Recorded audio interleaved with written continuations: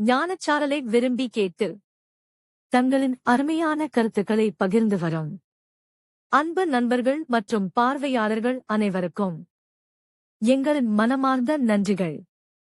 இந்த பதிவை பலருக்கும் ஷேர் செய்து சப்ஸ்கிரைப் செய்தால் இந்த நல்ல கருத்துக்கள் இன்னும் அதிகமான மக்களை சென்றடைய மிகுந்த உதவியாக இருக்கும். தொடர்ந்து உங்கள் அன்பும் ஆதரவும் தாருங்கள். நன்றி. வேளம் இளைஞனாகிய எல்லாம் அல்ல ஸ்ரீ கழுகாசலமூர்த்தி பெருமானுடைய திருவுருளினால் வெளிவந்து கொண்டிருக்கும் இந்த ஞானச்சாரலில் மாயங்களும் புதிர்களும் நிறைந்த மனித அறிவால் வரையறுத்து கூற முடியாத இந்த மானிட வாழ்வில்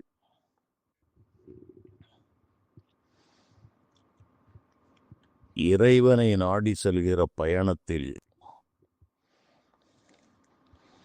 ஒவ்வொருவரும் ஒவ்வொரு தொலைவில் நின்று கொண்டு தங்களுடைய அனுபவங்களை எல்லாம் பின்னால் வருகிற சந்ததியினருக்கு பயன்பட வேண்டும் என்று நீண்ட நெடிய காலமாக பல வழிகளில் அந்த செய்திகளை நமக்கு அருளி சென்றிருக்கிறார்கள். அதே முறையில்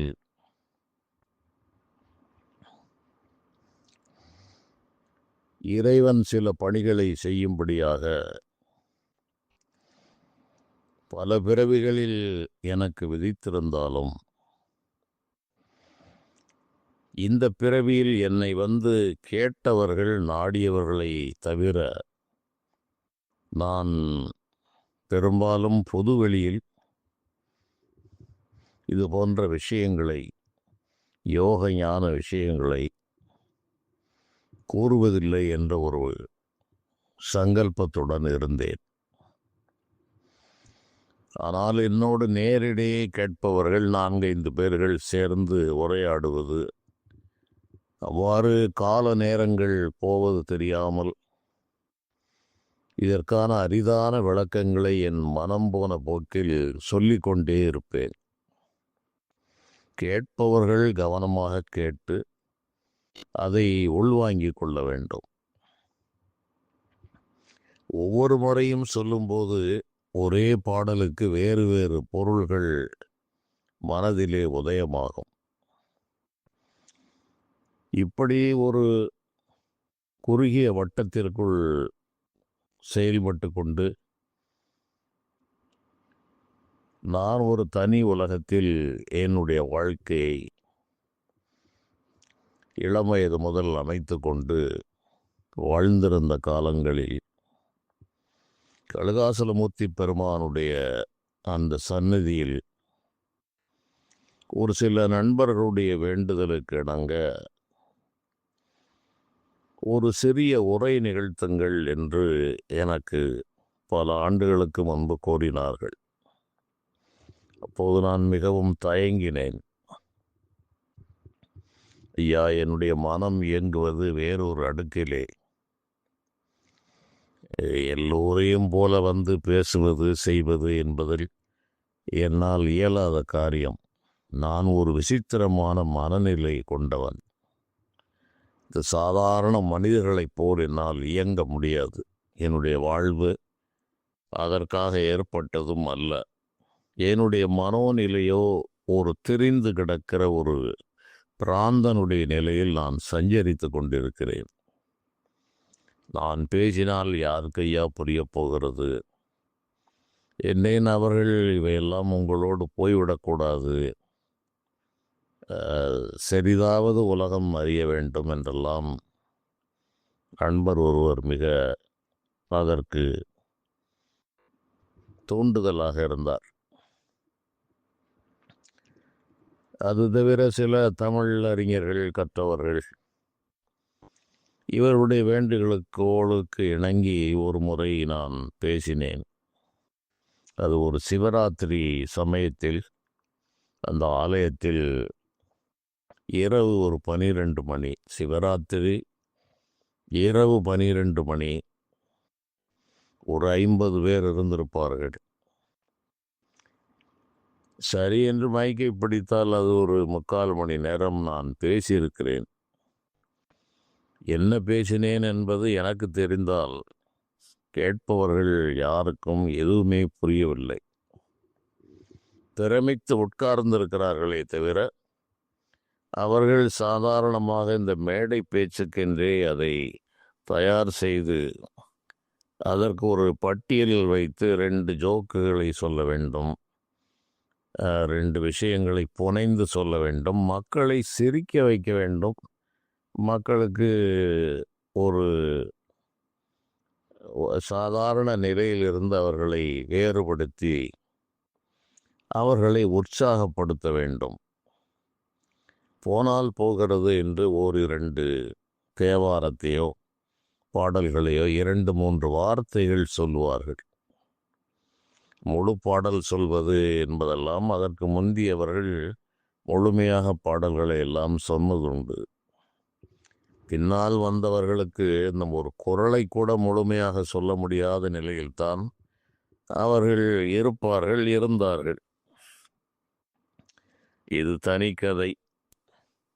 இந்த நிலையில் என்னை நான் மறைத்து கொண்டு நான் வாழ்ந்திருந்த நிலையில் இவ்வாறு வெளி உலகத்திற்கு வர ஆரம்பித்தேன். அதன் பிறகு சில முக்கிய நிகழ்வுகளில் இந்த கந்த சஷ்டி போன்றவற்றில் பேசுவதுண்டு. அவ்வாறு பேசி வரும்போது பல முக்கியமான நபர்களெல்லாம் அங்கு வருவார்கள், பேசுவார்கள். நானோ அங்கு சற்று அறிமுகமான ஒரு மனிதன். நான் ஒரு இடைப்பட்ட நேரத்தில் ஒரு தலைப்பிலே பேசி முடித்து விட்டால் அடுத்து ஒரு விஐபி பேசுவதற்காக இருப்பார். நான் இங்கு பேசி முடித்த பிறகு அங்கு கூட்டங்கள் எல்லாம் கலைந்து போய்விடும். அவருக்கு பல ஆயிரங்கள் கொடுத்து அவரை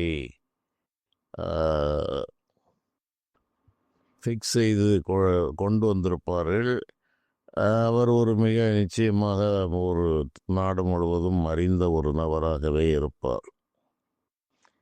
கூட்டங்கள் கலைந்து அவர்களுக்கு ஆட்களே இல்லை என்ற நிலை வந்துவிடும். இப்படியெல்லாம் பல முறை பல ஆண்டுகள் நடந்ததை பார்த்து அதன் பிறகு என்னை பேசுமாறு அழைப்பதை நிறுத்தினார்கள். இவர் வந்து பேசிவிட்டால் அடுத்து பேசுகின்ற நபருக்கு, அதிலும் அவர் டெலிவிஷனில் வந்திருப்பார், திரைப்படத்தில் வந்திருப்பார், நாடு முழுவதும் பல பட்டிமன்றங்களில் பங்கேற்றிருப்பார். இப்படிப்பட்டவர்களுக்கு ஒரு சபை நிறைந்திருக்க வேண்டும், இவர் என்ன சொன்னாலும் அதை கைதட்டி வரவேற்க வேண்டும் என்றெல்லாம் ஒரு சாமானிய எல்லைக்குள் இந்த ஆன்மீகத்தை வைத்து காலத்தை கொண்டு சென்று கொண்டிருந்தவர்கள். இந்த நிலையில் ஒருவர் கூறினார், அது எப்படி ஐயா அடுத்த கூட்டம் இருக்கும், இங்குதான் ராஜமேளம் தட்டி விட்டாச்சு, ராஜமேளம் அடித்து முடித்த பிறகு மற்ற மேளத்திற்கு இங்கு என்ன வேலை என்று ஒரு முறை கூறினார். அதுபோல அப்படி போய்விட்ட காரணத்தால் மனிதனுடைய வையகத்தில் மாந்தர் முன்னம் வாய் திறப்பதில்லையே, செய்ய தங்கிலே இளநீர் சேர்ந்திருந்த காரணங்கள் போல் ஐயன் வந்து என்னுளம் புகுந்து கோயில் கொண்டனன். ஐயன் வந்து என்னுளம் புகுந்து கோயில் கொண்டபின் வையகத்தில் மாந்தர் முன்னம் வாய் திறப்பதில்லையே என்று சித்தர்கள் கூறுகிறார்கள். அதில் 2-3 பாடல்கள் ஒருபோலவே வரும். கண்ட கோயில் தெய்வம் என்று கையெடுப்பதில்லையே என்றும் சொல்லுவார்கள். இந்த வையகத்து மனிதர்களிடம் வாய் திறக்காமல் இருப்பதே மேல் என்பதுதான் ஞானம் உணர்ந்தவருடைய கூற்று. இந்த மானிட வர்க்கங்கள் எப்படி இருக்கிறது என்றால், எப்போதுக்குமே மனிதனுக்கு இறைவன் வைத்திருப்பது இந்த சுயநலம் என்ற ஒரு மிகப்பெரிய ஒரு பந்தம், ஒரு கட்டு. பொதுவாக எல்லோரும் சொல்கிறார்கள் சுயநலம், இந்த சுயநலம் என்பதுதான் மாயையின் தொடக்கம். அந்த சுயநலம் என்பது தன்னுடைய தேகத்தின் மேல் உள்ள அபிமானம். தனக்கு போக தானம் என்று சொல்வார்கள். அதனால் எந்த ஒரு மனிதனும் தன்னுடைய உடலை பாதுகாத்து கொண்டு தன்னை பாதுகாத்து கொண்டு அதன் பிறகுதான் மற்றவற்றை சிந்திப்பார். இதுதான் உண்மையான சுயநலம். இது ஒரு நிலைக்கு வந்த பிறகு இது பலவிதமான நிலைக்கு பயன்பாடுகளுக்கு செல்லும். அது வேறு விஷயம். எல்லா மனிதர்களுக்கும் இருப்பது இந்த சுயநலம். தன் உயிரை தன் உடலை பாதுகாக்க வேண்டும், தனக்கு ஒரு ஆபத்து நேராமல் இருக்க வேண்டும் என்ற எச்சரிக்கை உணர்வு எல்லா மனிதர்களுக்கும் இறைவன் வைத்திருக்கிறார். தன் உடல் என்ன வேண்டுமானாலும் ஆகட்டும், நடப்பது நடக்கட்டும், பிறருக்கு உதவுவோம் என்கிற எண்ணம் உடையவர்களே உதார புருஷர்கள் என்றும் அவர்களே சரித்திரத்தில் இன்றும் நிலைத்திருக்கிறார்கள். தனக்கென்று வாழாமல் பிறருக்காக வாழ்ந்து மிஞ்சிப்போனால் இந்த உடல் அழியும். எப்படியும் ஒரு நாள் அழியத்தான் போகிறது. அது நல்ல செயலுக்காக அழியட்டும் என்று கணக்கில்லாத தியாகிகள், உயர்ந்த உள்ளமுடையவர்கள் அன்றும் இன்றும் வாழ்ந்து ஒரு எடுத்துக்காட்டாக விளங்கியிருந்தாலும் இந்த தன்னை பாதுகாத்து கொள்ள வேண்டும் என்ற எண்ணம் இல்லாதவர்கள் மிக குறைவு. தன்னை பாதுகாத்து தான் என்ற இந்த உடலை போற்றி பாதுகாக்க வேண்டும் என்ற எண்ணம் உடையவர்கள் அதிகம். அதனால் இவர்களுக்கெல்லாம் இந்த துன்பம் வந்தது என்றவுடன் துடித்து துவண்டு போவார்கள். அந்த துன்பம் நிவர்த்தியானவுடன் அது தான் துன்பப்பட்டோம் என்கிற ஒரு உணர்வுகள் அவர்களுக்கு மறக்கடிக்கப்படுகிறது. சாதாரணமாக துன்ப நோய் வந்து வாட்டும்போது மருத்துவரிடம் சென்று கேட்பார்கள். மருத்துவர் அந்த நேரத்தில் தெய்வம் போல தெரிவார். எல்லாம் சரியாகி ஒரு வாரம் கழித்து முடிந்த பிறகு என்ன வைத்தியம் செய்தார், பணம் கொடுத்தோம், 3 லட்சம் ஆயிற்று, ஏதோ அவர் செய்தார், எனக்கும் நேரம் நன்றாக இருந்தது, ஆகவே பிழைத்து விட்டேன் என்பார்கள். அதுவரை அந்த வைத்தியர் தான் அவருக்கு தெய்வமாக இருப்பார். அதை போல இந்த மனிதருடைய நிலை, பிள்ளைதான் வயதில் மூத்தால் பிதாவின் சொற்புத்தி கேளான், கள்ளின் நற்குழலாள் மூத்தால் கணவனை கருதிப்பாராள், தெள்ளற வித்தை கற்றால் சீடனும் குருவை தேடான், உள்ள நோய் பிணிகள் தீர்ந்தார் உலகோர் பண்டிதரை தேடார் என்று நீதி பாடல்கள் கூறுகிறது. சிறு குழந்தையாக இருந்தவன் வயது முதிர்ந்தவுடன் தந்தையின் சொற்களை கேட்க மாட்டான். பிள்ளைதான் வயதில் மூத்தால் பிதாவின் சொற்புத்தி கேளான், கள்ளின் நற்குழலாள் மூத்தால் கணவனை கருதிப்பாராள். திருமணமான புதிதில் கணவனுக்கு பணிவிடை செய்வது, கணவனுக்கு உடைய தேவைகளை பூர்த்தி செய்வது என்று இருந்த பெண் 1-2 குழந்தைகள் ஆன பிறகு அந்த பெண்மணியினுடைய கவனமெல்லாம் அந்த குழந்தைகள் பால் திரும்பி விடுமே தவிர கணவனுடைய அந்த முதல் ஸ்தானம் என்பது 2வதாக போய்விடும். தெள்ளற வித்தை கற்றால் சீடனும் குருவை தேடான். அனைத்து வித்தைகளையும் கற்றுக் கொடுத்து விட்ட ஒரு குருவை சீடன் திரும்ப தேடுவதில்லை. உள்ள நோய் பிணிகள் தீர்ந்தால் உலகோர் பண்டிதரை தேடார். அந்த காலங்களில் பண்டிதர்கள் என்று அவர்கள்தான் இந்த வைத்தியமே செய்வார்கள். நோய்களெல்லாம் போய்விட்டது என்றால் பண்டிதருடைய வைத்தியருடைய உதவி தேவையில்லை. இப்படி பொதுவாக இந்த ஜனசமூகம் அந்தந்த வேலை நடக்கும் வரை அவர்களை அப்படி இப்படி ஐயா நீங்கள் தான் ஏதாவது ஒரு வழி செய்ய வேண்டும் என்று சொல்வார்கள். வைத்தியரிடமும் சரி, கோயில் அர்ச்சகரிடமும் சரி, ஜோதிடரிடமும் சரி. எல்லாம் மிக நயந்து பேசுவார்கள், துன்புற்று பேசுவார்கள். விஷயம் முடிந்தது என்றால் நீ யாரோ நான் யாரோ என்று போய்விடுவார்கள். இதை என்னை போன்றவர்கள் இவற்றையெல்லாம் கணக்கில் எடுத்துக்கொள்வதில்லை. பொதுவாக இந்த வேதாந்தத்தில் ஆற்றை கடக்கும் வரை அண்ணன் தம்பி, அதன் பிறகு நீ யாரோ நான் யாரோ என்று ஒரு பழமொழி உண்டு. ஆறு என்பது இந்த பிறவி அலை ஆற்றினில் புகுதாதே, பிறகிருதி மார்க்கமுற்று அலையாதே என்று திருப்புகழில் அருணகிரி பெருமான் கூறுவார். இந்த பிறவி அலை ஆறு, இந்த பிறவி என்கிற அந்த ஆற்றை கடக்கும் வரை சந்தை கூட்டம் போல் பல மனிதர்கள் உறவென்று வருகிறார்கள், நண்பர்கள் என்று வருகிறார்கள், அறியாதவர்கள் என்று பலரோடு சேர்ந்துதான் இந்த பயணம் நடக்கிறது. அந்த பிறவியில் அந்த பிறவி முடியும் வரை அண்ணன் தம்பி என்று பல விதமாக சொல்லிக்கொண்டு ஆற்றை கடக்க வேண்டியதுதான். அந்த கூட்டை விட்டு உயிர் போனால் நீ யாரோ நான் யாரோ, அதன் பிறகு இவருக்கும் அவருக்கும் எந்த தொடர்பும் இல்லாமல் போய்விடும். அப்படிப்பட்ட மனோநிலையில் வாழ்பவர்கள் எந்த மனிதர்களுடைய அங்கீகாரத்தையோ அவர்கள் நினைத்திருப்பார்கள் என்றோ எண்ணுவதற்கு இடமில்லை. காரணம், இந்த உலகம் எல்லாவற்றையும் மறந்துவிடும். இந்த நன்றி உடைமை என்று வள்ளுவர் பெருமான் பல இடங்களில் 2-3 அதிகாரங்கள் கூறுகிறார். அவையெல்லாம் ஒரு உயர்ந்த பண்புகள். அவற்றையெல்லாம் வைத்து கொள்ள வேண்டும் என்று எண்ணுபவர்கள் மிக மிக குறைவு.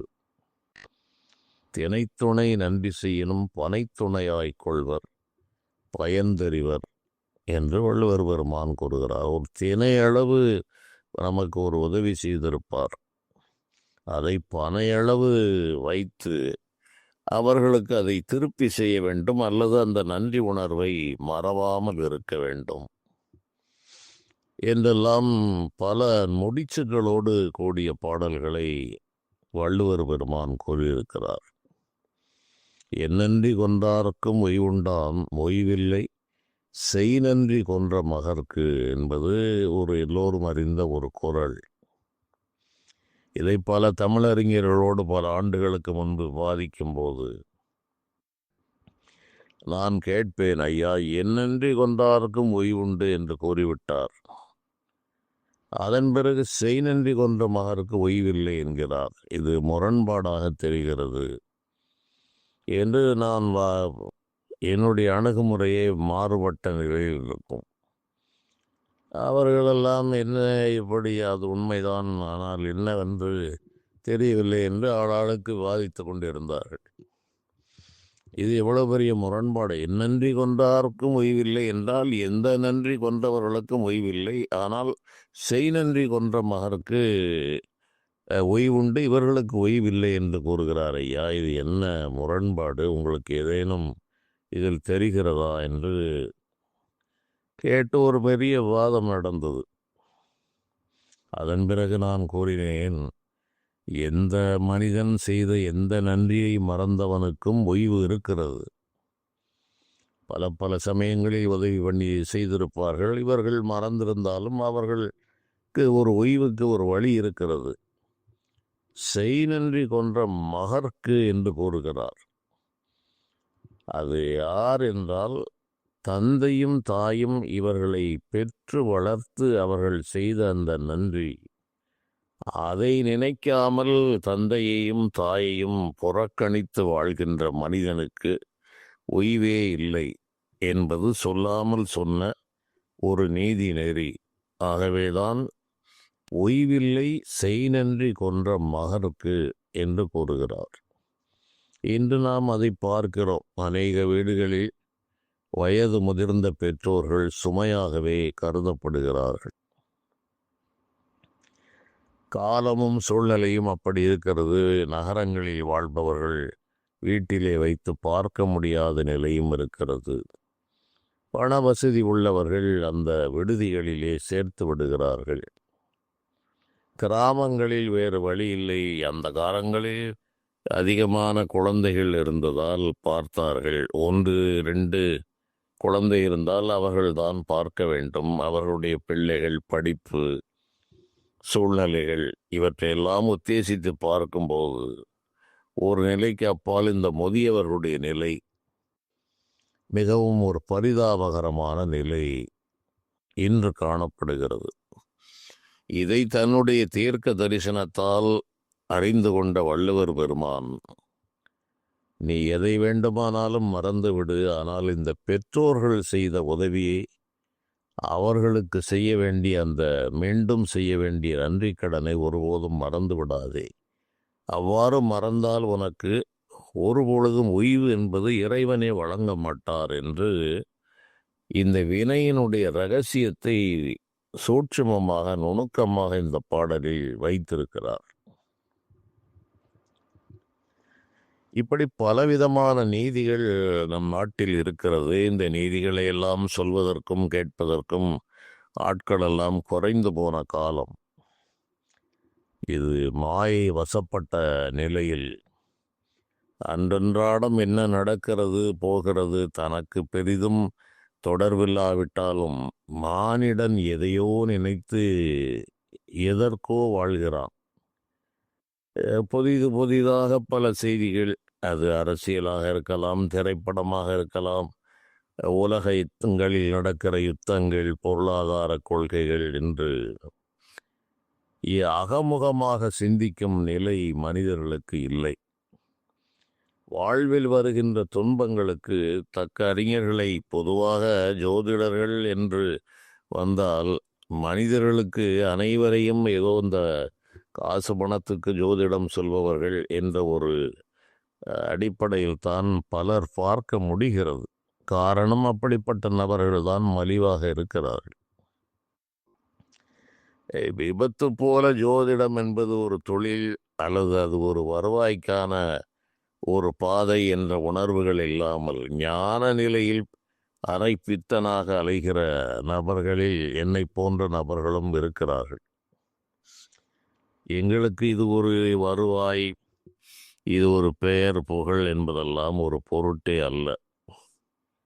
பல நுணுக்கங்களை வைத்து ஒரு மனிதனுக்கு ஏதேனும் உதவுவோம், நம்மால் இயன்றவரை அவனுக்கு நல்வழி காட்டுவோம் என்கிற அடிப்படையில் தான் இந்த கலையை நான் அன்றிலிருந்து இன்று வரை செய்து வருகிறேன். வார அல்லல் பட்டு வருகிற மாந்தர்கள் அதிகம்.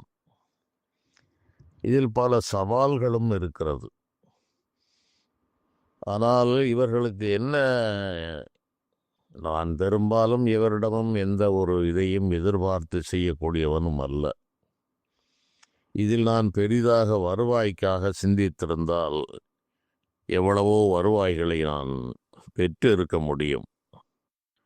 அந்த வருவாய் பிரச்சனையில்தான் சில சூழ்நிலைகளில் நான் என்னுடைய உரைகளையே தொடர முடியாமல் போயிற்று. காரணம், பலரும் என்னுடைய தொடர்பு எண்களை கேட்டு நிர்பந்தம் செய்த காரணத்தால் எனக்கும் அதுபோல கொடுப்பதற்கான சூழ்நிலை இல்லை. இதை அவ்வாறு வருவாய் நோக்கத்தில் இந்த ஜோதிடத்தை செய்ய முடியாது. அனைவருக்கும் அவருடைய பிரச்சனைகளை எல்லாம் தீர்த்துவிட முடியாது. ஒரு தவறான நம்பிக்கைக்கு இடம் கொடுத்து பொருளை பிரதானமாக எண்ணி செயல்படுத்த முடியாது என்று என்னுடைய நிலையிலிருந்து நான் நழுவாமல் இருந்த காரணத்தால் சில காலம் நான் உரைகளை தொடர முடியாமல் போய்விட்டது. அவர்களுடைய நிலை, அந்த தொலைபேசி எண் வேண்டும் என்று அதிகமான நிர்பந்தம் இருந்தது. எனக்கு அதில் சரியான சம்மதம் இல்லை. அது நடைமுறை சாத்தியம் அல்ல. மனிதர்களை தவறாக வழிநடத்தி விட முடியாது. அவரவர் கர்மத்தை அவரவரே தான் அனுபவிக்க வேண்டும். ஓரளவு ஜோதிடத்தால் வழிகாட்டலாம், சொல்லலாம். ஆனால் இதில் என்ன இருக்கிறது? ஜோதிடத்தில் சொல்வது என்பது வேறு. ஒரு அருளை நீண்ட காலம் உழைத்து பெற்றவன் ஒருவனுக்கு ஒரு வாக்கை கொடுக்கிறான் என்றால் அந்த வாக்கை நிறைவேற்றுபவன் இறைவன். இவன் இது போன்ற அருள் சக்திகளை அதிகமாக செலவழிக்க அந்த நபருடைய கர்ம தோஷங்களை இந்த மனிதன் வாங்குகிறான். இவையெல்லாம் இறைவனுடைய நிர்வாக ரகசியங்கள். சில வேலைகளில் இருப்பவர்களுக்கு கர்ம தோஷங்கள் சூழ்ந்து கொண்டே இருக்கும். அதில் இந்த ஜோதிட தொழில் வருவாய் நோக்கமாக வைத்து ஜோதிடத்தை செய்தால் நீண்டகால இடைவெளியில் பலருடைய கர்ம தோஷங்களை இந்த நபர் வாங்கி அனுபவிப்பார். இதுபோலவே இன்னும் பல துறைகள் இருக்கிறது. மருத்துவத் துறையிலும் அவர்கள் நோயை குணப்படுத்தித்தான் அனுப்புகிறார்கள். என்றாலும் கணக்கில்லாத மனிதருடைய கர்ம தோஷங்களை அவர் நிவர்த்திக்கிறார். ஒரு குடும்பமே மருத்துவராக இருப்பார்கள். 4 பேர் 5 பேர் குடும்ப உறுப்பினரே மருத்துவராக இருந்து பெரிய கிளினிக்கெல்லாம் வைத்திருப்பார்கள். அவர்களுக்கும் இந்த கர்ம தோஷங்கள் பல வழிகளில் வந்து சூழ்கிறது. இது தவிர இன்னும் சில கர்மாக்களை, பிறருடைய கர்மாக்களை நிவர்த்தி செய்கிறேன் என்று செயல்படுகிறவர்களுக்கும் இந்த கர்ம தோஷங்கள் வந்து சேருகிறது. பணம் என்ற ஒரு நோக்கம் இல்லை, புகழ் என்ற ஒரு நோக்கமும் இல்லை. போகிற போக்கில் ஏதோ சொல்லுகிறோம் என்று என்ன நடக்கிறது என்று தெரியாமல் ஒரு அரைப்பித்த நிலையில் இருப்பவர்களுக்கு மட்டுமே இந்த கர்ம தோஷங்கள் அதிகமாக பற்றி தொடராது. மற்ற அனைவரும் இந்த கர்ம தோஷத்தில் இருந்து தப்ப முடியாது. ஒரு மருத்துவ குடும்பம், அவர்கள் என்னோட ஆலோசனையில் அவ்வப்பொழுது ஈடுபடுவார்கள். வெளியூரில் இருந்தார்கள். அது ஒரு பெண் மருத்துவர். அதற்கு ஏற்கனவே ஒரு குழந்தை இருக்கிறது. நான் தான் அதற்கு ஜாதகமெல்லாம் எழுதி கொடுத்தேன்.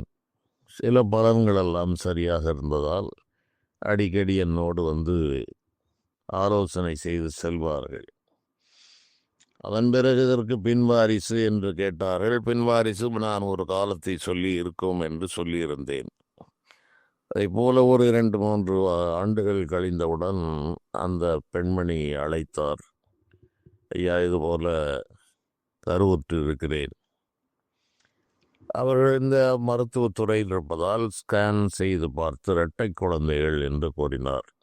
சரி, மகிழ்ச்சி, இருக்கட்டும் என்று சொன்னேன். அவ்வப்பொழுது கேட்பார், இரட்டை குழந்தைகள் என்ன இருந்தாலும் சுகமாக பிறக்க வேண்டும் என்று ஒரு சிறு கவலையோடு இருந்தார். அதுபோலவே மாதங்களாக ஆக அதில் சில சின்ன சிரமங்கள் இருப்பதாக அவர்கள் அறிந்திருக்கிறார்கள். அப்போது என்னிடம் கூறினார், இப்படி.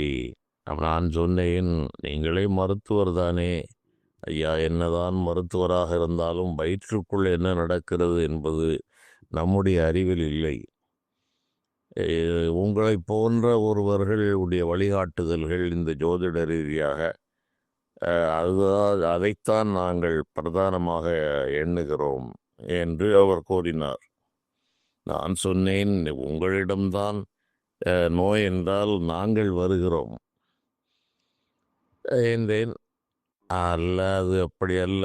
உள்ளே இருப்பது என்ன என்பது நாங்கள் செய்கிறோம். யார் அறிவார் இந்த வித்தையை என்று அந்த பெண்மணி யதார்த்தமாக பேசக்கூடியவர் பேசினார். அதை தவிர இன்னும் ஒரு பெண்மணி பல காலங்களுக்கு முன்னால் இந்த முதுகு தண்டுவடத்தில் நீண்ட காலமாக எனக்கு ஒரு உபாதை உண்டு. அந்த பெண்மணியிடம், ஐயா, அவருக்கு ஜாதகமெல்லாம் அவரை இந்த ஆலோசிக்கிற நேரத்திலேயே அவர்கள் கண்டுபிடித்து விடுகிறார்கள். இந்த பேச்சிலே கண்டுபிடித்து, நீங்கள் ஜோசியரா? என்னுடைய உருவத்தை வைத்து கண்டுபிடிப்பது கடினம். அந்த பேச்சிலிருந்து அவர்கள் கண்டுபிடிக்கிறார்கள். முதன் பிறகு அவருடைய ராசி லக்கணத்தை எதையும் பார்க்காமலே நான் சொல்லி, உங்களுடைய ராசி இதுதான், உங்களுக்கு இந்த லக்கணம், இந்த திசை போய்கொண்டிருக்கிறது என்று சொன்னவுடன் அவருக்கு அதிர்ச்சியாகிவிட்டது. அதிலிருந்து சொல்லும்போது, என்னையா உங்களுக்குமா அந்த நோய்கள் வருகிறது என்றார். யாராக இருந்தாலும் நம்ம விதியை அனுபவித்துத்தான் ஆக வேண்டும். மற்றவர்களுக்கு 10 அடி விழுந்தால் எனக்கு 5 அடி விழும். நான் அதில் தப்ப முடியாது. இதுதான் உண்மை. சும்மா நான் பொய் சொல்லி ஏமாற்றுவதற்கு விரும்பவில்லை. வினைப்பயனை வெல்லுதற்கு வேதம் முதலாய் அனைத்தாய நூல்களிலும் இல்லை என்றெல்லாம் சொல்லப்படுகிறது. ஆகவே வினைப்பயனை வெல்ல முடியாதம்மா என்று அது நெடுங்காலத்திற்கு முன்பு ஒரு பெண்மணியிடம் கூறினேன். அதை போல இந்த கருவுற்ற பெண்மணி கூறினார், சரியம்மா, பார்க்கலாம், நீங்கள் அந்த மாதம் வரட்டும், சில சிரமங்கள் இருக்கிறது, பார்ப்போம் என்று கூறிவிட்டேன். ஒரு நாள் நான் மதுரை செல்லும் வழியில் ஒரு ஆலயத்திற்கு சென்றேன். என்னோடு வந்தவர்கள் ஆலயத்திற்கு உள்ளே சென்றார்கள். நான் ஆலய மண்டபத்தில் ஓரிடத்தில் உட்கார்ந்து விட்டேன். அப்போது அழைப்பு வந்தது. இந்த பெண்மணி தான் அழைத்தார். இதுபோல நாங்கள் திருநெல்வேலி மருத்துவமனையில் இருக்கிறோம், காம்ப்ளிகேஷனாக இருக்கிறது என்று கூறுகிறார்கள், என்ன நடக்கும் என்று தெரியவில்லை என்று கூறினார். அந்த பெண்மணிக்கு ஜாதகம் கிடையாது, அவருடைய ராசி மட்டும் தெரியும். ஐயா, இப்போது என்ன செய்வது? பெரிய உயிருக்கு ஆபத்து, அல்லது குழந்தையை காப்பாற்றலாம் அல்லது தாயை காப்பாற்றலாம் என்ற நிலையில் இருக்கிறது என்று கூறினார். என்ன நடக்கும் என்பது மிகுந்த பதட்டத்தோடு இருந்தார். அப்போது நான் சொன்னேன், ஒன்றுமாகாதம்மா, ஒரு குழந்தை போகும், ஒரு குழந்தை பிழைக்கும் என்று கூறினேன். ஒன்று பிழைத்துவிடும் அல்லவா, ஒன்று பிழைத்துவிடும், எனக்கும் ஒன்றும் செய்யாதல்லவா என்றார். ஒன்றும் செய்யாது, உங்களுக்கும் ஒன்று செய்யாது, ஒரு குழந்தை பிறந்துவிடும், ஒரு குழந்தை இறந்துவிடும் என்று அந்த நேரத்திலே மனதில் தோன்றியதை சொன்னேன். சரி, உங்கள் சொல்லில் இருக்கிற நம்பிக்கையை பொறுத்துத்தான் நான் இருக்கிறேன், இங்கே மருத்துவர்கள் யாரும் உறுதியாக கூற முடியவில்லை என்று கூறினார். அதுபோலவே அன்று இரவு 2 குழந்தைகளில் ஒன்று இறந்து பிறந்தது, ஒன்று தப்பித்தது. இந்த பெண்மணியும் அந்த அபாயத்திலிருந்து தப்பினார். இது ஆண்டுகள் எல்லாம் போய்விட்டது. இப்படி சிலருக்கு அந்த போகிற போக்கிலே ஏதேனும் சொல்லிச் செல்வது. இந்த வாக்குகளை நிறைவேற்றுபவன் இறைவன். இவர்களுக்கு இதனுடைய மதிப்பு முழுமையாக தெரியாது. ஏதோ ஜோதிடர் கேட்கிறோம் சொன்னார் என்பது அது ஒரு வேடிக்கையாக போய்விடுகிறது. ஆனால் ரகசியம் என்ன என்பதை இவர்கள் உணரவில்லை. இன்னொரு நபர் இருந்தார், அவர் நன்றாகவே இருந்தார். அவருடைய காலம் பலவித பொருளாதார நெருக்கடிகளுக்குள் சிக்கிக்கொண்டார். சிக்கிக்கொண்டு கடன், எங்கு திரும்பினாலும் கடன், எல்லோரிடமும் கடன். இப்படி பல ஜாதகங்களை நான் பார்த்திருக்கிறேன். நன்றாக இருப்பார்கள், இவர்களா இப்படி என்று நினைக்கும் அளவு தெரிந்தவன் அறிந்தவன் என்று அனைவரிடம் கடனை வாங்கி கொண்டு கடப்பாறையை முழுங்கி கொண்டு கண்ணை உருட்டுபவர்கள் போல் இருப்பார்கள். இப்படி நபர்களை நான் நிறைய சந்தித்திருக்கிறேன். அவர் விதிவசத்தால் என்னிடம் வந்து சேர்ந்தார். அவருக்கும் எனக்கும் ஆரம்ப காலங்களில் நல் உறவு இருந்ததில்லை. ஆனாலும் சில சூழ்நிலைகளில் என்னிடம் வந்து சேர்ந்தார். சரி என்று நான் சில விஷயங்களை மனதில் வைத்து, சரி, இந்த மனிதனுக்கு உதவுவோம் என்று அவர் தொலைபேசியிலே கேட்பார். இந்த துன்பங்கள் தீர்ந்து விடுமா, இந்த சிரமங்கள் விலகிவிடுமா, நான் மீண்டு விடுவேனா? அவர் குடியிருக்கிற வீட்டையெல்லாம் விற்றார், கையில் இருந்தவற்றை விற்றார், அனைத்தையும் விற்றார். ஆனாலும் கடன் கழுத்தை நெரிக்கிறது. இவ்வாறு இருக்கிறது. பலரிடம் நாணயம் குறைந்து போய்விட்டது, எப்படி தப்பிப்பது என்பதே தெரியவில்லை என்று கண்ணீர் மல்கி கண்ணீர் விடாத குறையாகத்தான் மணிக்கணக்கிலே என்னோடு உரையாடுவார். அதன் பிறகு ஒவ்வொரு முறையும் எல்லாம் சரியாகும், எல்லாம் சரியாகும் என்றே நான் பல முறை கூறியிருக்கிறேன். இவர்களுக்கெல்லாம் ஒரு முறை கூறினாலே போதுமானது. பலர் அதை நினைப்பதில்லை. எல்லா ஜோதிடரிடம் கேட்பது போலவே இந்த பித்தனாக பிராந்தனாக அலைகிறவரிடமும் மீண்டும் மீண்டும் கேட்டுக்கொண்டே இருப்பார்கள். சில நேரங்களில் எனக்கு அது சற்று சினத்தை சொல்லியாகிவிட்டதப்பா, சரியாகும் என்றால் சரி என்று போ என்று சொல்லிவிடுவேன். சரியாகும் என்று சொல்லிவிட்டேன், போ, சரியாகும். இதை 50 தடவை சொல்ல வேண்டிய அவசியமில்லை அப்பா என்று சில பேர்களுக்கு சொல்லி அனுப்புவது. அவர்கள் பரிதாபமாக கேட்பார்கள், தெரிந்தும் தெரியாமலும். திரும்ப திரும்ப எல்லாம் சொல்ல வேண்டிய அவசியம் இல்லப்பா, ஒரு முறை சொல்லிவிட்டேன், அதுதான் நடக்கும், நீ போய் நிம்மதியாக இரு என்று சொல்கிற வழக்கமும் உண்டு. ஆனால் இந்த நபர் ஆரம்ப காலத்திலே பல முரண்பாடு, நான் ஒரு சற்று வித்தியாசமானவன், உணர்ச்சி வயப்பட்டவன் என்பது தெரிந்து அதனால் பல சிரமங்களை அவர் சந்தித்தார். அதற்கு பிராயச்சித்தமாக இருக்கட்டும் என்று நெடுங்காலம் பொறுமையோடு நான் சொல்லி வந்தேன். சொன்ன வாக்குப்படி அவருடைய சில திருமணங்கள் போன்றவற்றிலும் பல மிகுந்த இடர்பாடு இருந்தது. அதற்கும் வழி முறைகளை எல்லாம் சொல்லி அவையெல்லாம் சரியாயிற்று.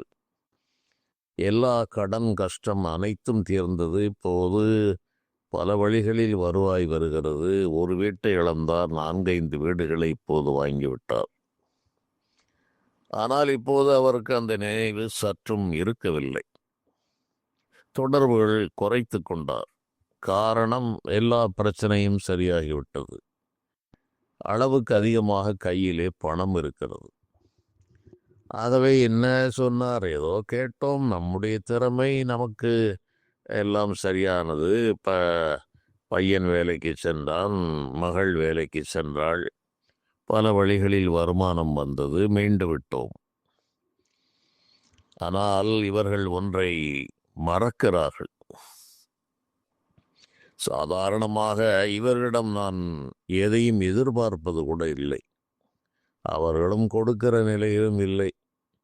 இது போன்ற நபர்களெல்லாம் பொதுவாக நம்பனார் அடியாருக்கு நல்கா திரவியங்கள், வம்புக்காம் பம்புக்காம் கொள்ளைக்காம் நோவுக்காம் சாவுக்காம், வம்புக்காம் பம்புக்காம் என்று சொல்வார்கள். கள்வர்க்காம் தீக்கிரையாகும் தானே என்று நல்ல மனிதர்களுக்கு ஈயாத பணங்கள் கொள்ளைக்கும் கள்வர்க்கும் தீக்கும் பேய் ஓட்டுபவனுக்கும் இப்படி பல வழிகளில் அனர்த்தமாக வீணாகி போய்விடும். நோய்க்கு சென்று மருத்துவனுக்கு கொண்டு போய் கொடுப்பார்கள். நல்ல மனிதர்களுக்கு அதை செய்வதற்கு அவர்களுக்கு மனம் வராது. இவர்களுக்கு அந்த பணத்தால் ஆகப்போவதில்லை. இருந்த போதிலும் மனம் இல்லாதவர்களை நான் நிறைய பார்த்திருக்கிறேன். எளிய மனிதர்கள் அதற்கு தக்க மரியாதை செய்ய வேண்டும் என்று எண்ணுவார்கள். அளவற்ற வசதி உடையவர்கள் மிக அற்பமாக சிந்திப்பார்கள். இவர்களுடைய எந்த பொருளையும் நான் எதிர்பார்க்க மாட்டேன். அதுபோல மிகப்பெரிய பதவி, மிகப்பெரிய ஒரு நிலை பெற்றவர்களெல்லாம் பலர் தொடர்பிலே வருவார்கள். எனக்கு காலையில் பார்த்த நபரை மத்தியானம் யாரை பார்த்தேன், அவருக்கு என்ன சொன்னேன் என்பதை மறந்து விடுகிற நிலையில் இப்போது நான் இருக்கிறேன். உன்னால் ஒரு மனிதனை பார்த்தால் அந்த மனிதனை நான் பார்க்க மாட்டேன், அவனுடைய ஜாதக கட்டம் என் மனக்கண்ணிலே தெரியும். நான் அவனை ஒரு ஜாதக கட்டமாகத்தான் பார்ப்பேனே தவிர மனிதனாக பார்க்க மாட்டேன். எத்தனை பேரை பார்த்தாலும் அவனுடைய கட்டம் என்னுடைய அந்த திரையில் இருக்கும். அப்படி ஒரு காலம் இருந்தது. போது இதிலெல்லாம் ஏன் இவ்வளவு அக்கறை செலுத்த வேண்டும் என்று அந்த கட்டுப்பாடுகள் விலகி போனது. வயது முதிர்வு, என்னுடைய எண்ணப்போக்கு, இவற்றால் அநேகமற்ற விஷயங்களை நான் மறக்கிறேன். அந்தந்த நேரங்களில் சொல்வதோடு அது முடிந்தது. மீண்டும் அவருடைய ராசி என்ன, லக்னம் என்ன என்பவை எல்லாம் என்னுடைய நினைவில் தங்கி இருப்பதில்லை. அதுபோல இவர்கள் இந்த 10-11 என்று நினைக்கிற மனநிலையில் இதை போன்ற ஒரு அருள் நிலையில் சொல்கிற ஜோதிடத்திற்கு அவர்கள் கொடுக்கிற மதிப்பும் மரியாதையும் இந்த அளவில் தான் இருக்கும். மிகுந்த விளம்பரத்தை பார்த்தவுடன் இந்த பழைய பட்ட கஷ்டங்கள் எல்லாம் இவர்களுக்கு மறந்து விடுகிறது. இப்படி பல நபர்கள் இருக்கிறார்கள். கண்ணீர் மல்க வந்து நிற்பார்கள். உங்களை விட்டால் இப்போது வேறு ஆளே இல்லை என்பார்கள். சரியானவுடன் திரும்ப அவ்வளவுதான். இந்த துறையில் மிக நன்றாக பார்க்கலாம். மற்றவர்கள் அதற்கு ஈடாக பணத்தை வாங்குகிறார்கள். இவர்களுக்கும் அவர்களுக்கும் எந்த ஒரு வரவு செலவும் இல்லை என்று போய்விடுகிறது. என்னை போன்றவர்கள் பணத்திற்கு விலை பேசக்கூடிய ஒரு நிலை இல்லை. இதற்கு விலை கொடுப்பதற்கும் மனிதர்களால் முடியாது என்பது எனக்கு தெரியும். இவையெல்லாம் இறைவனால் நடத்தப்பட்டு நேரடியாக நடத்தப்படுகிறது. அவனுடைய விதி வளைக்கப்படுகிறது. அவனுடைய கர்ம பலன் குறைக்கப்படுகிறது. அவ்வாறு குறைக்கப்படும் போது அதனுடைய தாக்கம் சொல்கிறவனை வந்து சேர்கிறது என்கிற ரகசியம் இவர்களுக்கு தெரிவதில்லை. அவ்வாறு தெரியாத காரணத்தால் என்ன சொல்லிவிட்டார், நமக்கு நேரம் நன்றாக இருந்தது, எப்போது சரியாகும் என்பதை அவர் சொல்லியிருக்கிறார் என்று கையில் பணம் வந்தவுடன் இவர்களுக்கு இந்த கண்கள் திரையிட்டு போய்விடுகிறது. இப்படி பல நபர்கள் இந்த துறையில் இருக்கிறார்கள்.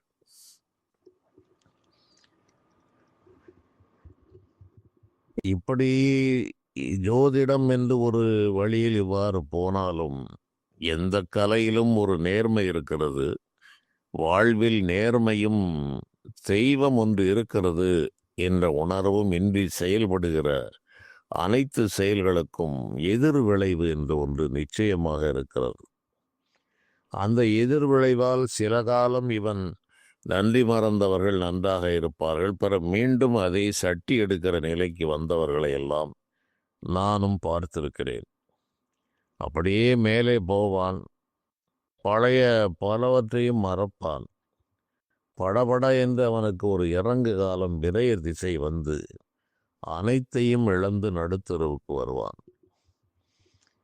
அல்லது அனைத்தும் இருக்கும், அனுபவிப்பதற்கு ஆயுள் இல்லாமல் மரண கண்டத்தில் நித்திய கண்டம் என்று வாழ்வார்கள். இப்படி இதில் பரிதாபகரமான பல விஷயங்கள், வினோதமான பல விஷயங்கள் எல்லாம் ஒரு ஜோதிடரால் சந்திக்க முடியும்.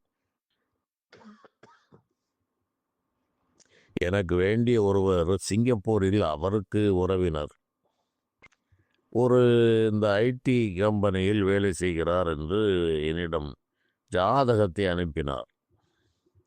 அதன் பிறகு அவர் இங்கே தமிழ்நாட்டுக்காரர் தான். அவர் இந்த ஊருக்கு வந்தவுடன் அங்கு வேலை பார்க்க முடியாத நிலையில் அவருக்கு என்ன நோய் என்பதே தெரியவில்லை.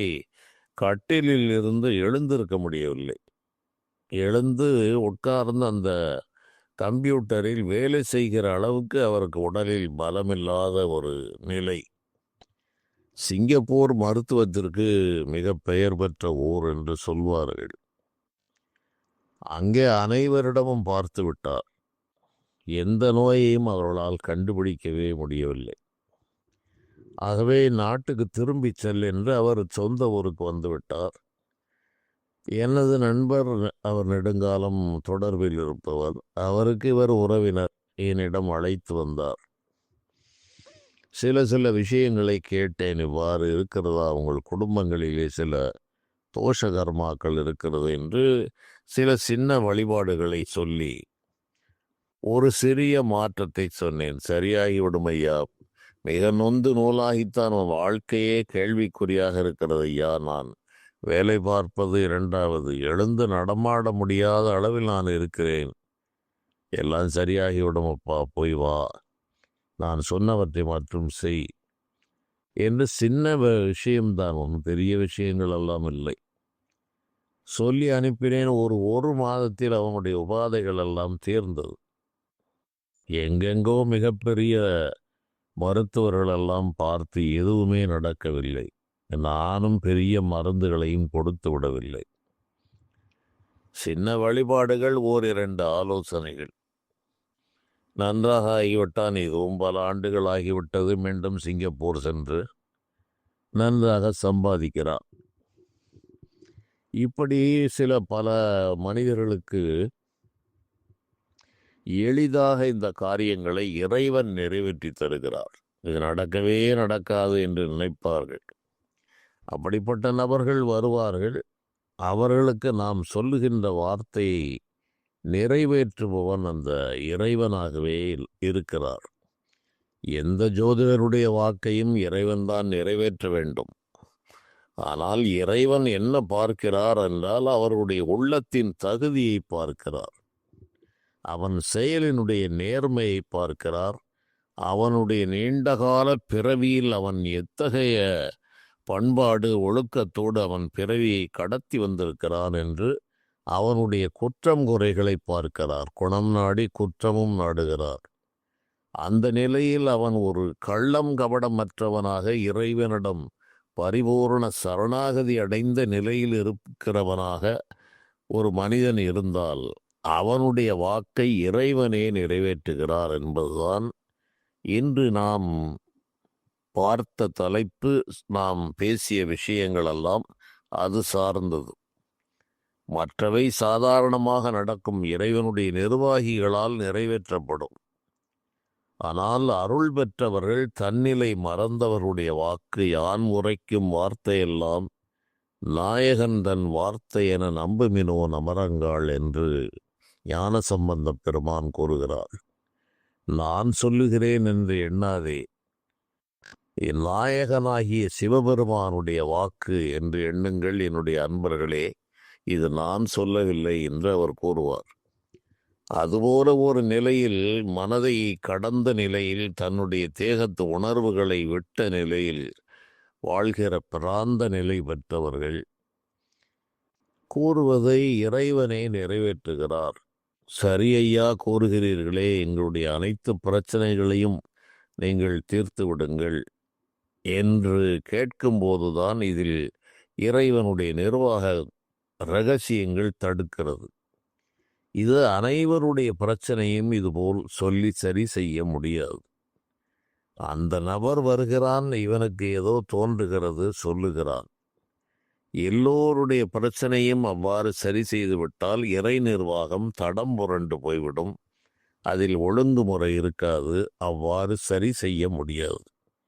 மனித முயற்சியோடு இறைவனிடம் வேண்டிக் கொண்டிருந்தால் தக்க காலம் வரும்பொழுதுதான் தீரும். இவை மனிதர்கள் சிந்திப்பதற்கு அவர்களை மாயை மறைக்கிறது. என் குழந்தை, என் மகள், என் மனைவி, என்னுடைய வீடு, என்னுடைய சொத்து, என்னுடைய உற்றார் சகோதரர், இது சரியில்லை, அது சரியில்லை, இதற்கு எப்போது நடக்கும் என்று தனக்கு சொந்தமில்லாதவற்றை எனது மகன், எனது மகள், எனது ஊர், எனது வீடு என்று அஞ்ஞானவசப்பட்டு நாம் இருக்கிறோம் என்பதையே மறந்துவிட்டு இவருடைய மகன்தான், இவருடைய மகன் எந்த பிரதேசத்தில் பிறந்தான், முந்திய பிறவியிலே அவன் எத்தனை பெண்களை கைவிட்டான், அவன் எத்தனை பேருக்கு துரோகம் இழைத்தான், இன்று உனக்கு வந்து பிறந்திருப்பான். அவன் வேறு ஏதோ ஒரு நாட்டிலே, வேறு ஏதோ ஒரு கலாச்சாரத்தில் எத்தனையோ கர்மாக்களை செய்து இந்த கருவிலே இறைவன் அடைத்திருப்பார். இந்த ரகசியங்கள் பாமரமான நிலையில் இருக்கிற மனிதருடைய கண்களுக்கு தெரியாது. அதன் காரணமாக எனக்கு ஆகவில்லையே, இன்னும் குழந்தை பிறக்கவில்லையே, திருமணமாகவில்லையே, ஒன்றும் சரியாக வரவில்லையே. எப்படி ஐயா சரியாக வரும்? எல்லோருக்கும் பூர்வ கதைகளை எல்லாம் சொன்னால் அவர்கள் நம்பிக்கை தளர்ந்து விடுவார்கள். பூர்வ பிறவிகளில் பல பெண்களை நம்பிக்கைக்கு மாறாக நடந்தவர்கள், கைவிட்டவர்கள், இவர்களுக்கு மறுபிறவியில் சுலபமாக திருமணமாகாது. அந்த இது தட்டி கொண்டேதான் போகும். அதுபோலவே பூர்வ பிறவிகளில் கணவனுக்கு மிகுந்த கொடுமைகளை இழைத்த பெண்கள் என்று அவர்கள் எந்த நாட்டில் வேண்டுமானாலும் பிறந்திருக்கலாம். ஏதோ ஒரு நாட்டில் பிறந்து 4 குழந்தைகளை பெற்று அனாதையாக விட்டுவிட்டு இன்னொரு பெண்மணியை சேர்த்து கொண்டு வாழ்கின்ற நாடுகளெல்லாம் இருக்கிறது. அங்கே செய்த வினைக்கு அறுவடை இங்கே வந்து நடக்கும். அங்கே அந்த நாட்டிலே அது ஏற்புடையது. இந்த நாட்டிலே ஒரு குழந்தை என்பது மிகப்பெரிய செல்வம் என்று மதிக்கப்படுகிற நாடு. ஒருவனுக்கு ஒருத்தி காலத்தை திருமணம் செய்து கொள்ள வேண்டும், ஏதோ சும்மா மனம் போனபடி வாழ வேண்டும் என்று நம் நாட்டில் இல்லை. இங்கு சூழ்நிலைகள் இப்போது மாறிக்கொண்டு வருவதை நம்மால் பார்க்க முடிகிறது. அதனால் அன்று அங்கு செய்த வினை இருக்க இங்கு வந்து குழந்தை இல்லையே, குழந்தை இல்லையே என்று வருந்துவார்கள். அங்கு 4 குழந்தைகளை இவன் தெருவில் விட்டு விட்டு வந்திருப்பான். 3 மனைவிமார்களை அவர்களை கையை விட்டு கழட்டி விட்டு தெருவிலே விட்டு வந்திருப்பான். தந்தை தாய்களை புறக்கணித்து வந்திருப்பான். இப்படி பல பாவச் செயல்களை பல பல நாடுகளிலே பிறந்து செய்து வந்து இந்த மண்ணிலே வந்து பிறந்து கொண்டு இன்னும் வீடு கட்டவில்லையே, வேலை கிடைக்கவில்லையே, துன்பம் தீரவில்லையே, கல்யாணம் ஆகவில்லையே, குழந்தை பிறக்கவில்லையே என்று அஞ்ஞானத்தால் வருந்துபவர்கள். அவர்களிடம் போய் நாம் இதுபோல போன பிறவியிலே நீ இவ்வாறு செய்தாய் என்றெல்லாம் விளக்கம் கூற முடியாது. இப்படி அநேக விஷயங்கள் தெரிந்தாலும் அதை மௌனமாக நாம் அவர்களுக்கு தீர்வுதான் சொல்ல முடியுமே தவிர அனைத்து ரகசியங்களையும் உடைத்து பேச முடியாது. இதை கேட்பவர்களுக்கு ஒரு விழிப்புணர்வு வர வேண்டும் என்று நான் இந்த மிக சுருக்கமாக இதில் கணக்கில்லாத அனுபவங்களும் விஷயங்களும் இருந்தாலும் இவற்றையெல்லாம் வைத்து இந்த கலையை அணுகுங்கள். எந்த ஜோதிடரும் உங்களுடைய தலைவிதியை அடியோடு மாற்ற முடியாது. இறையருள் பெற்றவர்கள் நமக்கும் தலைவிதி நன்றாக இருந்து அவர்கள் சொல்கிற வாக்கு நடக்கும். ஆனால் மீண்டும் மீண்டும் கேட்பார்கள். இது போன்ற நபர்கள் திரும்ப திரும்ப நடக்கும் என்று சொன்னால் நிச்சயமாக ஒரு நாள் நடந்துவிடும். காரணம், அந்த சொற்களை நிறைவேற்றுபவன் இறைவன். இவர் நடப்பதற்கு அங்கு விதி இருக்கிறதா இல்லையா என்பதையெல்லாம் இறைவன் பார்ப்பதில்லை. சொல்லுகிறவன் யார்? அவன் மீண்டும் மீண்டும் சொல்லுகிறான்.